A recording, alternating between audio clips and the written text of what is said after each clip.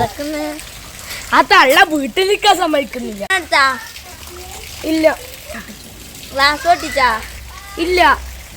തിങ്ങി തുപ്പിയാ? ഇല്ല.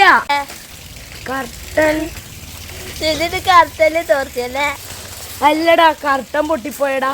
വെറുതെ അല്ല, നിന്നെ വീട്ടിൽ നിന്ന് കൊല്ലണ്ടേ?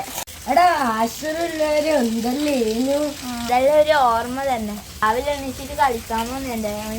ഓർമ്മ അടിച്ചല്ലേ. പോവാ, മഴ പെയ്യുന്നുണ്ട്.